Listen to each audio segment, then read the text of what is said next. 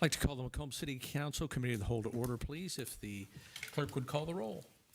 Mike Whalen. Here. John Vajezi. Here. Don Wynn. Here. Tom Cook. Present. Ashley Katz. Here. Tammy Lee Brown Edwards. Here. Dennis Moon. Here. We have 7 present. Thank you. We have a quorum. And with your indulgence this evening, I'd like to issue the following proclamation, but I'd like to ask 2 folks to join me here, Miss Belinda Carr and Elder Alan Henderson from the Mount Calvary Church of God in Christ. Thank you both for being here.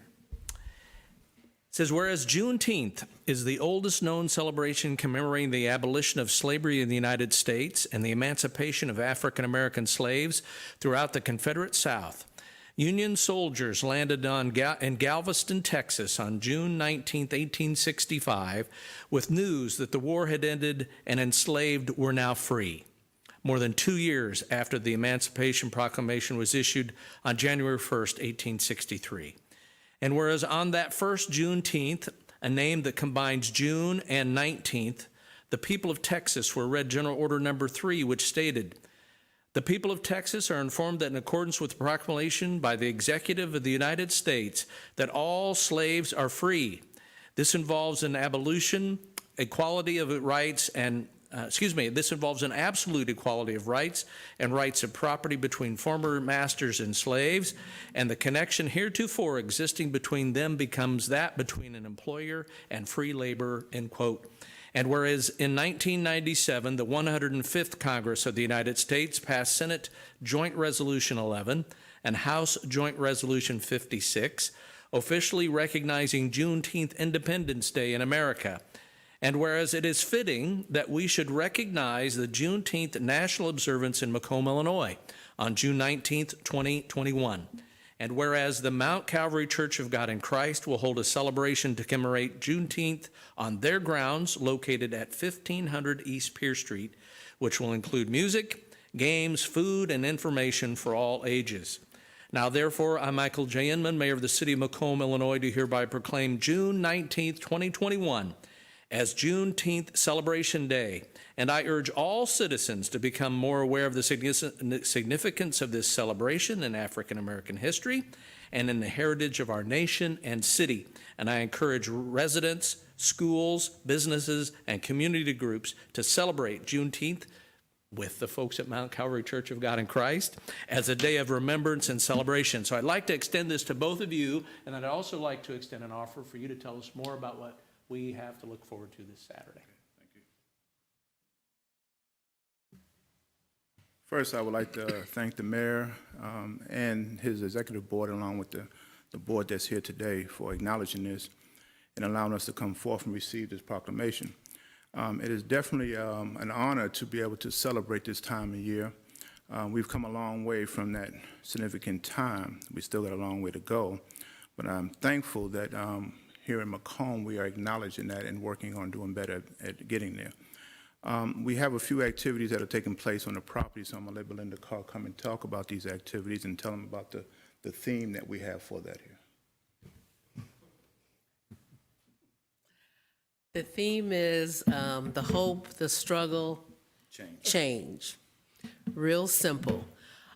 Given this day and time, all 3 of those words are very significant as we celebrate Juneteenth across the United States. On Saturday, we have food, we have games, we have a cakewalk, we have a program that starts at 12:45, and our very own mayor will be there with welcoming remarks, as well as several other individuals.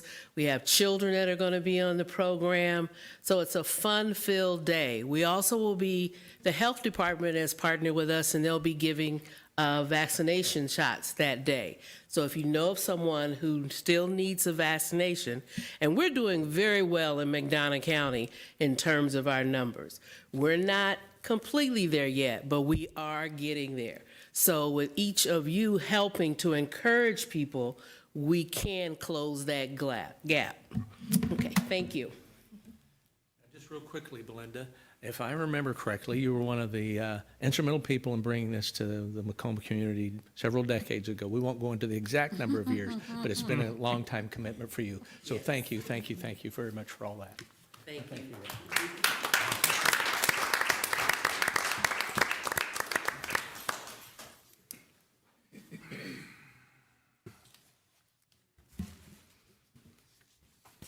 That runs until 3 o'clock on Saturday afternoon, is that correct? Yes. All right, great, super. We'll look forward to seeing everyone there.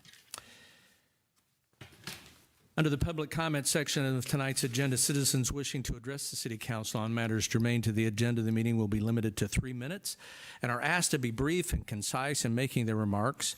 Comments submitted by mail or email will not be read aloud, but a copy will be provided to each member of the council and made a part of the minutes of the meeting. Does anyone wish to speak to the council under the public comment section of tonight's agenda?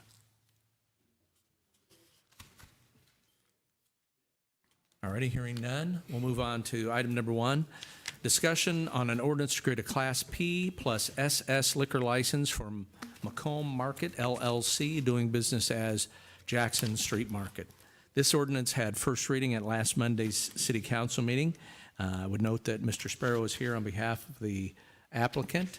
And Ms. Scalf, do we have any, I'm sorry, I'm used to looking up there. I apologize. Any further information to share with the council regarding this license? No further information. I did provide over the weekend an application summary as well as evaluation of factors for the council's consideration regarding the ordinance and the issuance, or creation rather, of the license. Thank you. Any discussion on that matter? Hearing none, we'll place that on for second reading and final action then on Monday night. Item number 2, discussion on an ordinance to amend Chapter 4 and Chapter 14 of the Municipal Code of the City of Macomb pertaining to the outdoor cafe liquor license and outdoor cafe permit. This, too, had first reading last Monday night. Ms. Scalf, anything else on this issue? No changes to what was read at first reading. I did provide a memorandum with a little bit of background information, discussions that were held during the prior committee meeting. Happy to answer any questions. Any questions for the city attorney? Any discussion at all? All righty. Hearing none, we'll place that on for second reading and final action then for next Monday night. The next several items, particularly the next 2, items 3 and 4, are related.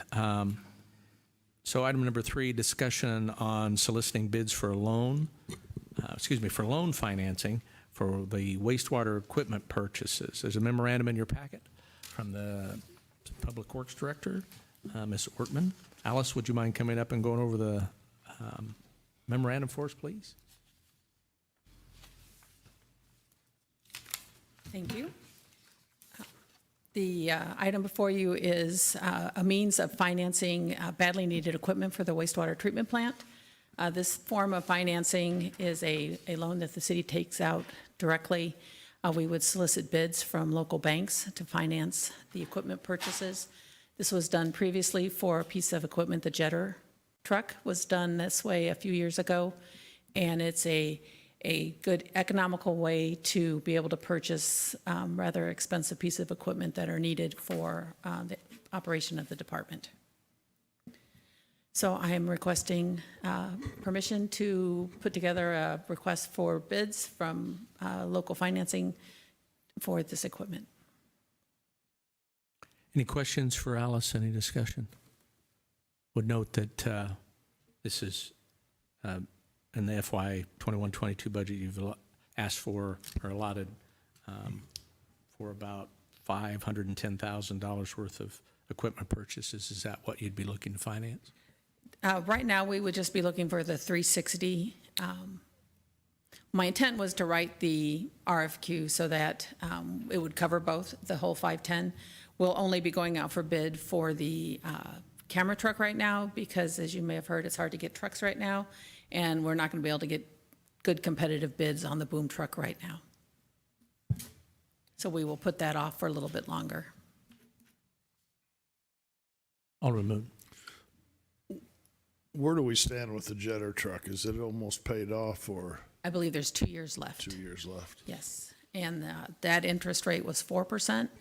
And when I spoke with the same lender a few months ago, a similar type of loan would be at around 2.5. Of course, that may have changed in a couple of months, but that's what it was a few months ago.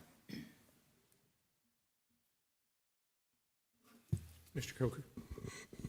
I was just going to say that that's about right for the jetter truck, and I've talked to Jason Duncan at First Bankers Trust, who has the jetter truck Right. loan. We're going to refinance that to get a lower payment, keep the term the same with a lower interest rate. So, We're not blending that into the nope, other. nope, we're going to keep them separate. And also, there's, also this was discussed during the Public Works Committee budget meetings earlier this year, is that right? That is To- correct. To enter into the, Yes. possibly this kind of arrangement for a loan. Okay. All righty, any further discussion at all? Any objection to placing this on the consent agenda? Move to place it on the consent agenda. Second. So moved and seconded to place this item on the consent agenda for next Monday's council meeting. Any discussion? Hearing none, all in favor say aye. Aye. Opposed, same sign. Motion carried. Thank you. Item number 4, discussion on soliciting bids for a closed-circuit television inspection system and replacement equipment for the wastewater treatment plant. Alice has a memorandum in your packet for this as well. Alice? In accordance with our purchasing policy, we need to request sealed bids for this equipment. So we are requesting permission to receive sealed bids for the purchase of a new sewer camera system. It includes the truck, the chassis, the camera equipment, all the software, everything that goes into it to provide a full inspection system. We budgeted $360,000, and we're confident that we should be able to get, now I'm jinxing myself, but that we should be able to meet that budget. Okay, any questions for Alice? Alderman Moon. I'd move to place this on the consent agenda also.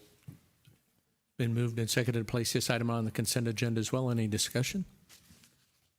Hearing none, all in favor say aye. Aye. Opposed, same sign. Motion carried. Thank you. Item number 5, Alice. Discussion on soliciting bids for replacement mowers for Oakwood Cemetery. There's a memorandum in your packet for this item as well. Alice? Continuing on with the theme of being in compliance with the purchasing policy, we are asking for permission to receive bids for a new mower to replace a mower that we've had. We're in a process of, on a regular rotation of our mowers to keep everything in good operating condition and also maximizing our trade-in value of our old mowers. This had been approved by the Public Works Committee as an approved purchase for this for this fiscal year. And so I am requesting permission to receive bids for that equipment. Thank you, Alice. Alderman Vajezi. What size mower are you looking for? Is this going to be for the cemeteries? For the cemetery. Specific or other uses?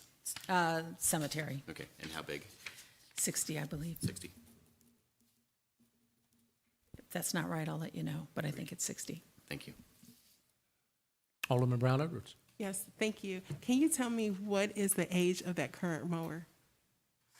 I believe the rotation is 2 years, 2 to 3 years, so this one would be well, and actually it might be just a year older because we missed a year on trade-ins last year.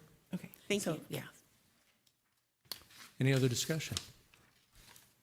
Any objection to placing this on the consent agenda? Motion to place on a consent agenda. Second.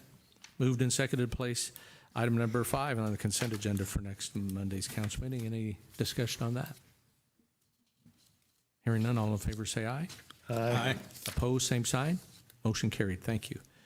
And item number 6, Alice, discussion on soliciting statements of qualifications for the engineering contract for the new water treatment plant design. There's a memorandum in your packet on this item as well. Alice?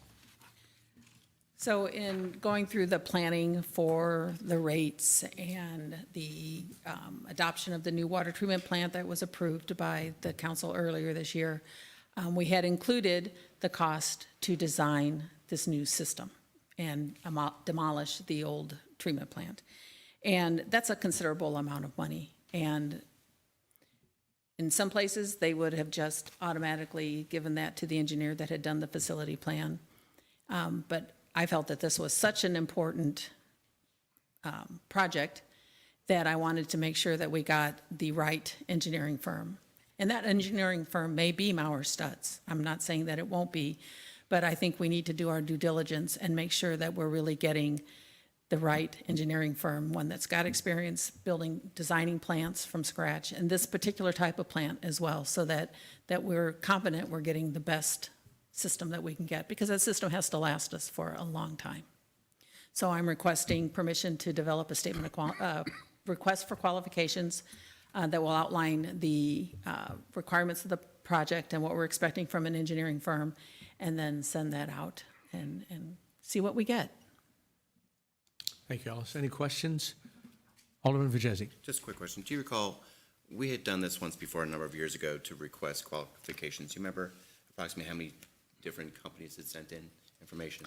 It might have been one. You may, yeah. I don't know how many companies in total sent in, but I believe contracts were awarded to at least 3 different companies. Alderman Moon, did you That have was a something? feasibility study we did. Was that what it was? And I Yeah. think there was 4 or 5, I believe. And when I just did a much smaller statement of qualifications for some work on MacArthur that involved the sheriff's building and everything, we got 4 applications then, and that was for a much smaller job. For a job of this magnitude, I think you can expect a fairly large number of responses. Okay, thank you. Any other discussion? Alderman Moon. Move to place this on the consent agenda. Moved and seconded to place this item on the consent agenda as well. Any discussion? Hearing none, all in favor say aye. Aye. Opposed, same sign. Motion carried. Thank you.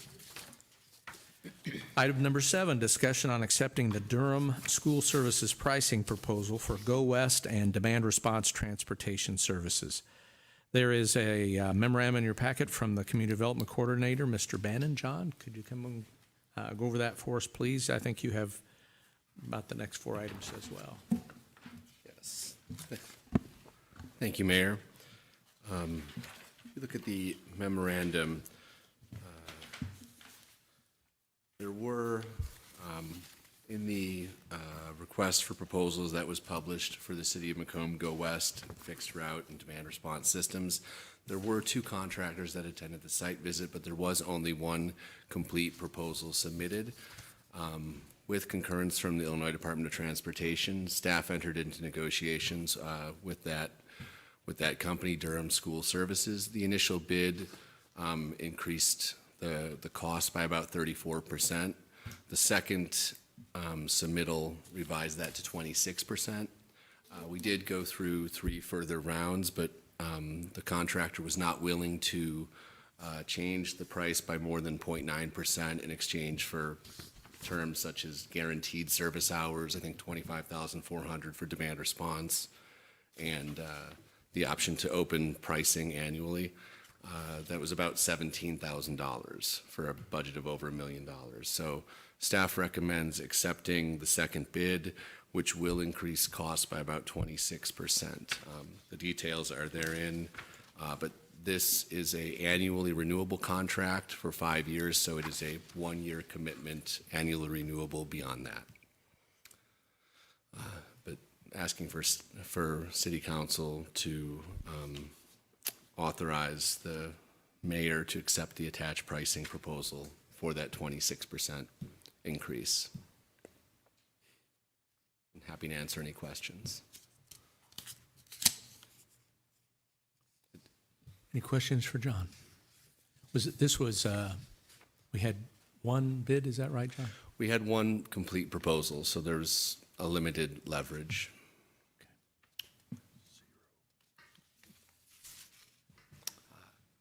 All righty, we know that's a lot to bite off, so maybe we would place that on the agenda for further action then on Monday night. Okay. All righty, thank you, John. And item number 8 is yours as well, discussion on amending the City of Macomb Transportation Agreement with Durham School Services L.P. for a 90-day extension to provide GoWest System services. The current contracts with Durham School Services for GoWest will go through June 30th of this 2021. This is a 90-day extension to get us to September 30th, and the Durham is preparing the full contracts, and it's just to get us through September so IDOT can concur with those contracts and we can get all the paperwork done properly. Any question on that? That's not been an unusual ask for the last couple of years, if I'm not mistaken. Didn't we Yeah. ask for an extension last year? Correct.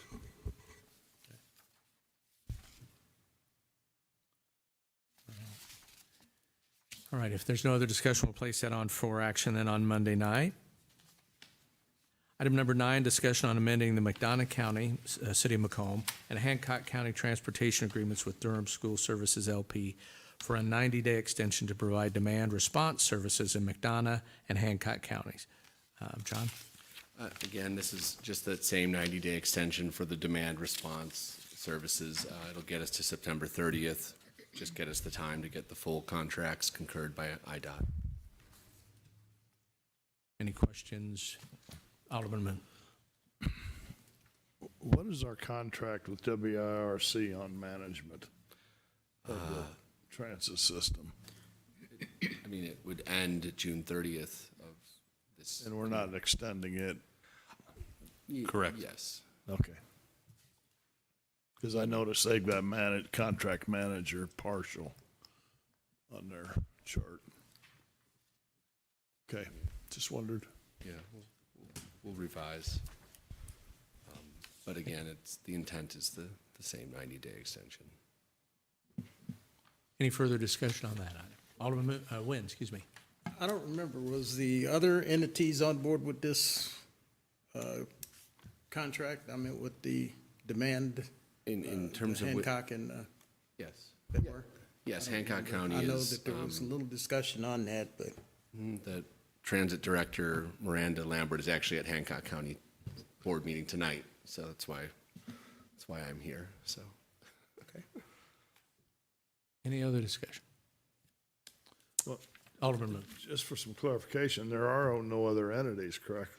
I mean, there was a time, Don, where we had Bridgeway, the taxi service and that, so other than the taxing bodies, there's no one else to. It would just be Hancock County. Right. I don't know if that's what you were referring to, Don, or not. I think that I think the question with these contracts and the grant dollars, it's Yeah, I just think it McDonough County or the city and Hancock County. There is interaction with Bridgeway. Hancock County has interaction with the hospital there. There are other side agreements which are separate from this. But yes, the two main things we're talking about tonight are between Durham and MCPT, the city, and between Durham and Hancock County. Any other discussion? If not, we'll place that on the agenda for further discussion and action then on Monday night. And item number 10, discussion on amending the interagency agreement between the City of Macomb for McDonough County Public Transportation Program and Hancock County for the Hancock County Public Transportation Program. John? This is with the same goal of extending our intergovernmental agreement with Hancock County for 90 days to accommodate those contract extensions. And that is our other partners, as Alderman Nguyen indicated. Or any discussion on that? Kind of a companion to the other item number 9. Okay. Already hearing no further discussion, we'll place that on the agenda for next Monday's council meeting. Thank you, John. Thank you. Item number 11, discussion on extending the residency requirements for the Macomb Police Department. There's a memorandum in your packet from the police chief, Chief Jones. Would you come up and give us an overview of what the ask is for us tonight, please? Yes, good evening, and thank you, sir. So I stand before you with regards to discussing residency pertaining to, as it pertains to the Macomb City Police Department. And since being appointed your police chief, I have been tasked with one of very important items up under my leadership, which involves the recruitment and retention of quality police personnel. And with regards to the recruitment and retention model of the police department, I've noticed some things since coming in the door as your police chief. And I believe that it's important that we continue to work towards strengthening the recruitment and retention model for our police department. And so where does residency fall? Residency fall right into that equation up under that umbrella of the recruitment and retention model because the Macomb City Police Department currently, based off of research that has been conducted by myself and my leadership team, we've noticed that our department is not very competitive with some of the other departments within our region and throughout the state of Illinois pertaining to hiring and with regards to specifically recruiting. And so residency falls into the equation because we've noticed that several departments are functioning with a residency that is a looser policy pertaining to where the officers, where the personnel can reside with regards to the distance from the police department to which they serve. And so residency with regards to our department, it's going to assist us as we work toward hiring good quality personnel and retaining the good quality personnel that we have over an extended period. We're working toward appealing toward a wide range of candidates, both inexperienced candidates and also experienced candidates, which falls up under a lateral model for hiring. And so residency will help us remain competitive with other departments within our region and throughout the state of Illinois. And in fact, we can even become competitive with some of the agencies outside of our state as well, who also have some of these similar things in place, which are more so noted as incentives. And so this will help us in the future with regards to diversification of the department, again, over an extended period, as we bring in more personnel, more candidates of a diverse nature. And also, it will assist with morale boosting within our department, and also, again, going back to retaining quality personnel. And so I'm respectfully requesting that the council grant approval for this particular topic to go toward collective bargaining as far as a negotiation is concerned as a side letter. Would you be interested in a time limit? They should live within a given time limit of travel, or as guidance as to, you wouldn't want them living in Iowa or something, of course. Sure, and it would not pertain to specifically out of state, but in the memorandum, there are counties listed, specifically the adjacent counties to where we are, in addition to a couple of counties to the south of us. And so primarily those counties that are listed in the memorandum make up currently the 9th Judicial Circuit, which includes, of course, McDonough, Hancock, Warren, Knox, Henderson. In addition to that, Fulton, and then also to the south of us, Schuyler County. And so again, those are specifically listed in the memorandum, and so they all are within close proximity still to our county and to our city. I could offer a little more discussion. So we've talked about this in the Personnel Committee a couple times, and part of the discussion is it a radius? Is it counties? So we've talked about several scenarios and even time distance. And one of the comments actually from Lieutenant May was, when you have counties listed like this, it's very easy to say, here's a hard line, there's a county line, so you know what the limit is on where we can administer, how far people can live away.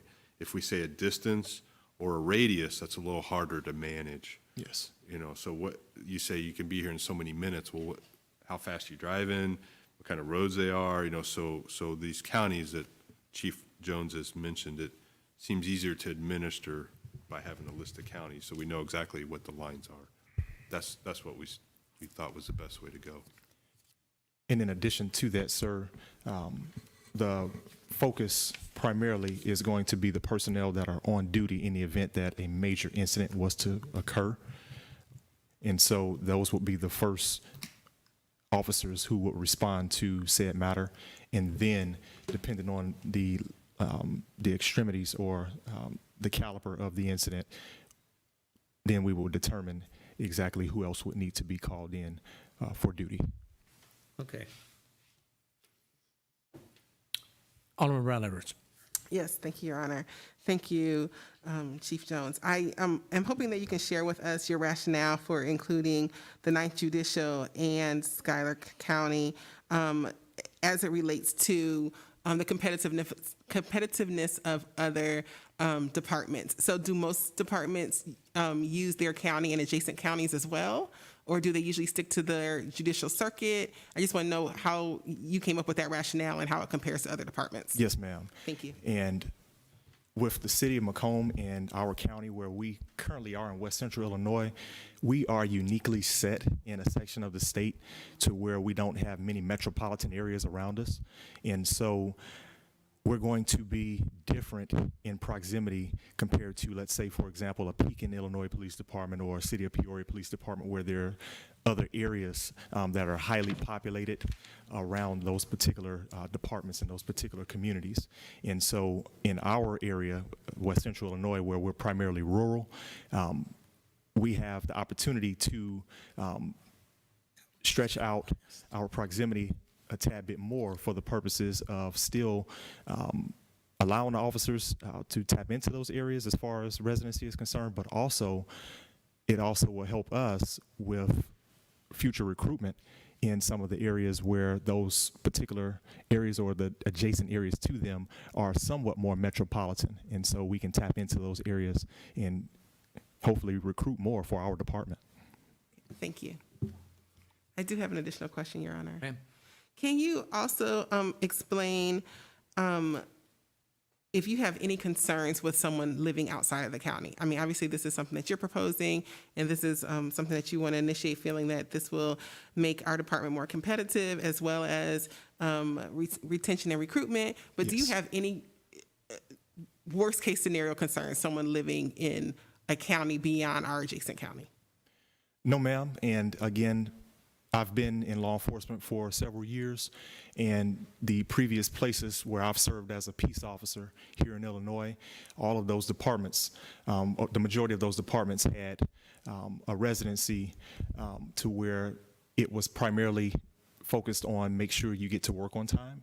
And so some of my supervisors in the past, and including me prior to being the chief of police for the city of Macomb, being a lieutenant, the department prior to the last that I served, in fact, I was allowed to travel a pretty significant distance in order to make it to work on time. And so I also noticed that those departments that have a similar residency to which I'm standing here requesting and addressing with you all today have had a lot of success with recruitment and retaining their personnel, and with that being one of the reasons and one of the incentives that they have.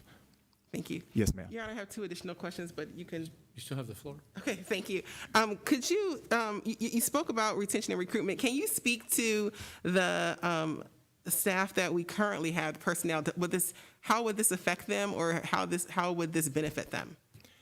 I would say primarily that it will benefit our staff, because what we have seen in the past, and I will even say the recent past, and what was brought to my attention since being appointed as chief of the city of Macomb, is that we've lost several officers over the years to other departments that have had incentives in place, such as a looser residency restriction. And also we run into a situation to where our personnel, our officers, their spouses may get a job with another employer, that is, let's say, a couple of hours away from the city of Macomb, and then we end up losing that particular officer or running the risk of losing that particular officer because they don't want to travel to work that far. And so setting it up to where we can retain our employees and maybe make adjust it to where they can maybe cut half of the time off of their travel to and from work. That is definitely an incentive and a tool that will assist us with maintaining our personnel over an extended period. Okay, thank you. And this is my last question. Yes, ma'am. I have expressed this concern in committee, and I'm hoping that you can provide some guidance on it. That my concern is that there have been communities in the United States that have looser resident requirements, and that has affected those communities adversely because those officers were not did not commune with the community. And so I'm hoping that you can share if you're going to have any type of incentives or providing a way for officers who do not live in this community to be a part of the community. I think it's important for us to go for a community policing model that our officers know our community. And now most of the officers, their students or their children go to our schools, they play sports with our other sports with students kids who are involved in sports. And so they know the kids, they know the parents, Sure. and they have a sense of community and a sense of belonging here. But that may not be as firmly embedded if they do not live in the community. So will you be, will the shifts include playing basketball or, being outside the police station and giving out popsicles? I just want to know, how are you going to be able to integrate the community and the importance of being a part of Macomb with someone who does not live in the county? Yes, and Alderman, that is a phenomenal question, and I want to explain the importance of the community policing model and specifically how it pertains to the Macomb City Police Department. First and foremost, the community policing model for any police department, the top priority should be the solving of quality of life issues. And when we are, as police, working tirelessly to serve and solve quality of life issues with our community stakeholders, at the end of the day, it is not where the officer resides, it is how the officer serves in their capacity while on duty. And so under my leadership, I will continue to foster growth in this area, and I will continue to establish more initiatives and allow our officers to be a part of the local community initiatives. For example, we have been playing basketball with the youth, and we've been participating in a number of initiatives. And so those are things that typically take place on duty, and then officers will also have a chance to engage in those events as well if they want to adjust their hours, if they want to come in off duty, similar to what we have as a structure now. The place or the area as to where they reside won't affect the community policing model. In fact, I believe it will strengthen the community policing model for our department, because this will be, again, another morale booster for our department, and I believe that we will see more officers even more eager to interact with the community members even more under my leadership. Thank you. Yes, you, ma'am. Chief Jones. Thank you, Your Honor. Yes, ma'am. Alderman Vajezi. First off, Chief, I want to say thank you for thinking outside the box to try to, number one, look at ways to try to retain our officers. Yes, sir. A big thing is a home life work balance. And, we've seen within the hospital, they've had issues trying to retain doctors here, bring doctors in, because a spouse might want to move to someplace, but the other spouse might not because of the quality of life. Yes. Whatever we can do to try to retain our officers and entice new people to come into Macomb. And if it means that they live in Galesburg because they happen to have lived there as a younger child and want to live in and want to work in Macomb, I'm for that. If we can do something to try to, again, retain our officers and bring new officers in to make it more diverse, I think it's a great idea. So thank you for looking outside the box. Yes, sir. Thank you. Anyone else? Chief, it's my understanding then the proposal would be to enter into some side letter of agreement with the Fraternal Order of Police on amending the residency requirement to extend to Henderson, Knox, Warren, Fulton, Schuyler, and Hancock County. Is that right? Yes, sir. Okay. Any other discussion? All right. We'll place this on for action then on Monday night. Item number 12, how, I just noticed the coincidence here. Discussion on implementing a 12-hour shift for the Macomb Police Department. There's a memorandum in your packet from the chief on this issue as well. Chief? Yes, sir. And this particular memorandum also, if you notice, it falls under the same model, the recruitment and retention model of the Macomb City Police Department. Again, I have been tasked, myself and my leadership team have been tasked with determining what can we do to strengthen the recruitment and retention model of our police department in order to attract quality hires, good police candidates, let alone retaining quality police personnel. And so part of that, again, involves remaining competitive with the police departments and even the sheriff's offices within our region and within our state. And again, I will even be bold to stretch it even out of state, because that is just how strong recruitment and retention has been for police departments and sheriff's offices nationwide. And it's not getting any easier. And so 12-hour shifts was brought to the attention of the Macomb Police Administration, myself and my leadership team, upon my arrival. And we have since sat down and had in-depth discussions with the committee of officers who put together a proposal pertaining to the 12-hour shifts. And we went from reviewing that proposal, communicating on several occasions with the committee who generated this language, to speaking with the personnel committee on 2 occasions pertaining to the potential review and implementation of said shifts. Again, this is designed to strengthen our recruitment and retention model, and there is a host of language that will need to be discussed with the collective bargaining unit at a later date. And so I'm respectfully requesting that the City Council would grant approval for us to proceed with having more discussions at the level of the collective bargaining unit and administration. Thank you. Any I presume questions? You've talked this over with the people that are in your department now. It would be hard to get 100%, but I would think the percentage would be pretty high. Yes, sir, Alderman.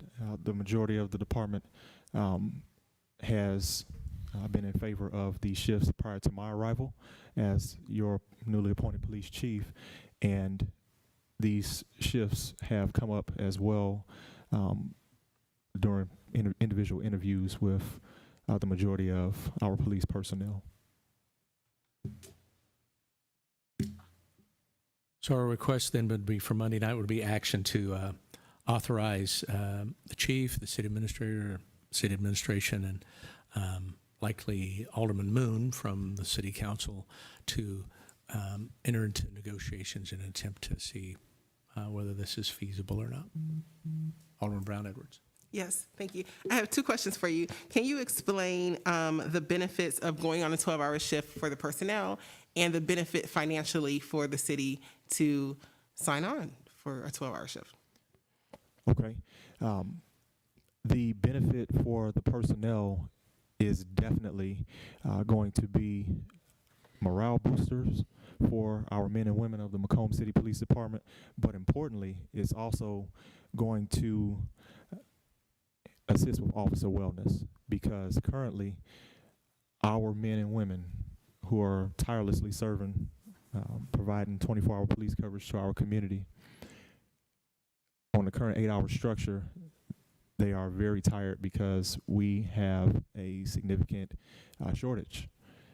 Even though our staffing on paper looks pretty well, however, we do not have that exact number in person on our shifts every day. And so this will definitely allow us to work with the current amount of personnel that we do have. And it will also, again, strengthen the officer wellness model in addition to the recruitment and retention model, to where the officers will have more time off throughout the 365 calendar day year. And it will also benefit, I would say, both entities, both the police department and the city as a whole, in the long term, in the long run. It's not going to necessarily be something that instantaneously will be perfect. Nothing is, but we are working tirelessly again, and we'll be working tirelessly with your approval to negotiate with the collective bargaining unit to make sure that everything is accurate as possible and functional for everyone involved. Thank you. Thank you, Your Honor. Welcome. Anyone else? All right, hearing no further discussion, we'll place that on for action then on Monday night. Thank you, Chief. Thank you, sir. Appreciate it. Thank you. Item number 13, discussion on approving the agreement for Tractor Town and placing it in the Mummert Pocket Park, sorry. Mr. Coker has a memorandum in the packet for review. Scott, could you go over that for us, please? Sure. Thank you, Mr. Mayor. In the packet, I've included a few pictures of the tractor that artist Kelly Quinn has been working on. If you recall, and I've lost track of time with the pandemic, I think it was about a year and a half ago, she came in front of the council and presented her idea.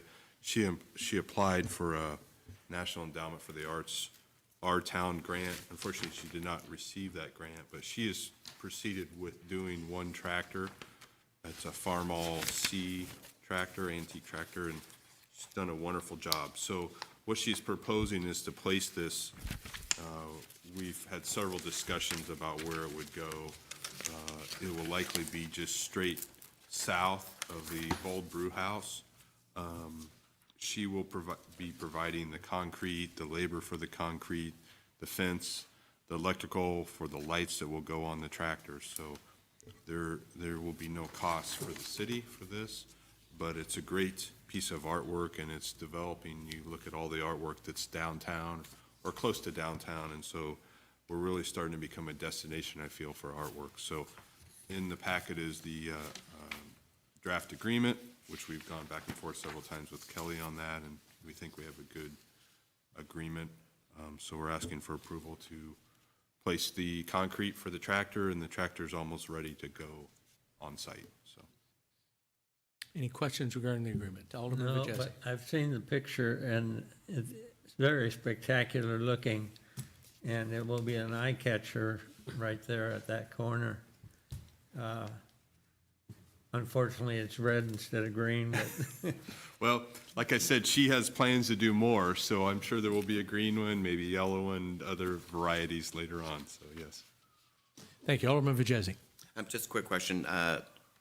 Administrator Cook, you mentioned there'll be a fence around it Yes. to stop any type of vandalism and stuff. Do you know what type of fence is going to be? Just a It'll be similar to the fencing that's along between the park and the railroad tracks now. Okay. I think that fencing is 6 foot tall. This will be 4 foot tall, just a rectangle around the tractor. Okay, thank you. Yeah.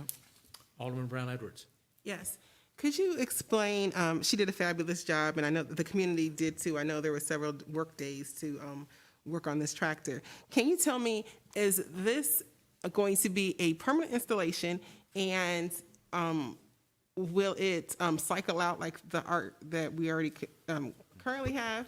And is this going to be, and I know the council had approved for there to be a bike rack in that same vicinity. Is it supposed to be next to?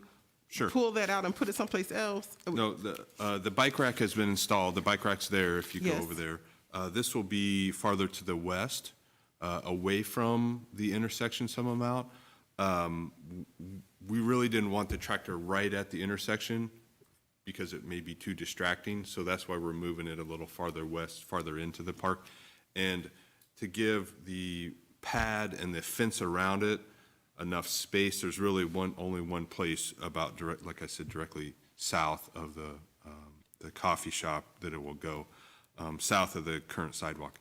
The plan is this will be a permanent installation as long as I don't know that Kelly even knows how long the mosaic will last, but within our agreement, if it starts to look bad, then we'll have the opportunity to remove it, and then there could be a concrete pad there for some other art. But she's expecting it to be there for several years. will the contract allow for it to be repaired before removal? Yes, yes. So we have in there that we will work with Kelly because we have no expertise to work on this. She's the expert on the mosaic. So yes, our goal is that she would repair it as needed. But then if it gets to a point where it's just degraded I don't want something looking badly there either. So that's within the And the agreement. reason why I ask, I understand that, but I don't want to not No. give her the opportunity and just snatch it because Yes, we don't yes. like it, that she can be able to fix something or Correct. give her opportunity to maintain that. Yep. Thank you. That's actually included in paragraph 6 Yes. of the agreement. It talks about that it is permanent and that should it deteriorate, there'd be discussions between the city and Ms. Quinn regarding a joint determination on maintenance. Yeah, I just wanted to say verbally. Sure. Thank you, Your Honor. You're Thank you. Alderman Moon. Well, my concern goes back to 3 and 4, where we have the management and repair of the unit. You say that she has agreed to repair the mosaic on it. Is there a cost involved, or is that part of her donation? I would say that's for her to do. But I guess management is just like if someone gets a little anxious and leans on the fence too hard and it's on us. I would say for the fence, yes. Okay. After too many repairs, we may want to address it again. Sure. Anyone else? All righty, we'll place that on for action on Monday night.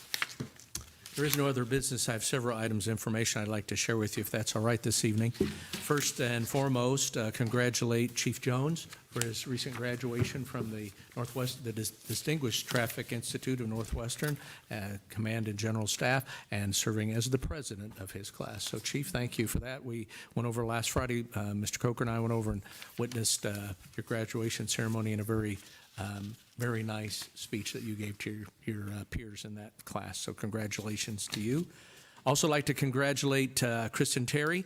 She was recently the recipient of an award from the Western Illinois University Performing Arts Society, the William E. Bratton Award for commitment to the community and artwork. And that relates to her enthusiasm and her ongoing support of art, much like what we just discussed with Tractor Town. Also like to take a moment and congratulate a Macomb High student, Gracie Murphy, who recently was elected to a state position with the Future Farmers of America as the state secretary. Congratulations to Gracie and her parents, Wendy Murphy and Bob and Andrea Lawrence. So an outstanding job for her coming up this school year. And although we transitioned to Phase 5 of the Restore Illinois plan last Friday, and everything appears to be going smoothly, we do need to remain diligent and vigilant as we move forward. I would like to take a moment and acknowledge folks that have gotten our community through the last year and 16 months or so altogether of dealing with the COVID-19 pandemic. First and foremost, our first responders, the police, fire, and EMS folks that tended to us in spite of their exposure or potential exposure in dealing with us, including healthcare workers and other essential workers that were identified in keeping our community safe and active and moving as best we could during the pandemic. Our friends and associates at the McDonough County Health Department, the McDonough District Hospital, the county administration and the county board under the leadership of Chairman Schwer, you all here on the city council, thank you for your support and unwavering determination to commitment to doing what was in the best interests of the larger community. City staff and in particular John Bannon and all his work in getting grants together for our business community, the administration at Western Illinois University, Edgar Rodriguez with the Emergency Services and Disaster Agency. For some of us in the of a certain age, we'd refer to that as civil defense. So the folks at the Regional Office of Education and the School District Administration for getting us through students and all the educational process, and our partners in the business community, including the Macomb Area Economic Development Corporation under the leadership of Kim Pierce, and the Macomb Chamber of Commerce under the leadership of Lauren Merritt, and all of the business owners, small and large, in the retail, commercial, manufacturing sector. We've truly demonstrated our ability to come together as a community and get through things, so I'm very, very appreciative of that. With that said, we'd entertain a motion to adjourn. Motion to adjourn? Second. It's been moved and seconded to adjourn. Any discussion? Hearing none, all in favor say aye. Aye. Opposed, same sign. Motion carried. Meeting adjourned. Thank you.